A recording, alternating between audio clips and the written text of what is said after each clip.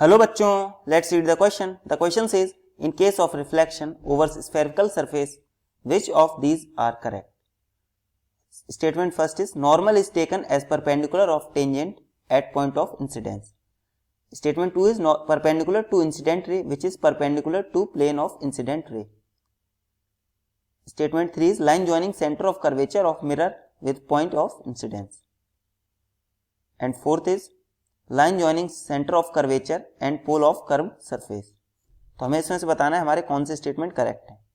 देखिए, अगर रिफ्लेक्शन की बात करी गई ओवर स्फेरिकल सरफेसेस, जैसे कि मान लीजिए हमारा concave mirror and convex mirror, तो कौन कौन से स्टेटमेंट हमारे सही होंगे. तो सब इसको सॉल्व करने के लिए हम सबसे पहले की कंसेप्ट देखते हैं. तो हमारा की कॉन्सेप्ट क्या होगा इस क्वेश्चन के लिए. तो हमारा की कॉन्सेप्ट होगा यहाँ पे हमारे laws of reflection. Laws of reflection जो कि सेम है प्लेन सरफेस और कर्व सरफेस के लिए. क्या है लॉज ऑफ रिफ्लेक्शन. पहला लॉ है हमारा कि angle of incidence is equals to angle of reflection. And second है normal incident ray and reflected ray. Reflected ray lie in same plane. ये एक ही प्लेन में होती हैं, ना कि परपेंडिकुलर. इसी को ध्यान में रखते हुए हम स्टेटमेंट पढ़ेंगे और देखेंगे कि हमारा कौन सा स्टेटमेंट सही है.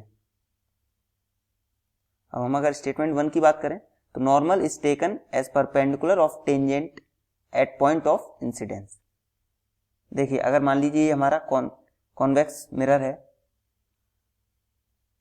और ये है इसका सेंटर ऑफ कर्वेचर. अब हमारी यहां से कोई लाइट अगर इस पे ऐसे पड़ रही है, कोई लाइट रे,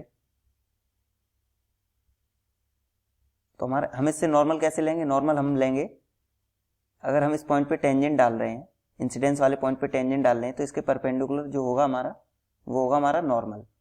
क्योंकि नॉर्मल रेडियस के अलोंग होता है हमारा, तो फिर ये रे रिफ्लेक्ट कैसे करेगी, कुछ इस तरीके से, जिससे कि ये एंगल आई जो होगा हमारा वो एंगल आर के बराबर होगा. तो हमारा ये करेक्ट हो जाएगा. Normal is taken as perpendicular of tangent. बिल्कुल सही है, टेंजेंट के परपेंडिकुलर हम नॉर्मल लेते हैं एट पॉइंट ऑफ इंसिडेंस. तो हमारा फर्स्ट तो स्टेटमेंट करेक्ट हो गया. सेकंड स्टेटमेंट है perpendicular to incident ray. Incident ray के परपेंडिकुलर लेते हैं नहीं, तो ये तो गलत हो गया हमारा. थर्ड है line joining centre of curvature of mirror with point of incidence. ये सही है, सेंटर ऑफ कर्वेचर से पॉइंट ऑफ इंसिडेंस तक लाइन जॉइन करते हैं, वही हमारा नॉर्मल होता है. इसी को हम अगर आगे एक्सटेंड करते हैं तो यही हमारा नॉर्मल है. तो ये थर्ड स्टेटमेंट भी करेक्ट है. And fourth is line joining centre of curvature and pole of curved surface. ये बात कर रहे हैं इसकी. इन दो को अगर हम ज्वाइन करते नहीं, ये हमारा नॉर्मल तो नहीं है.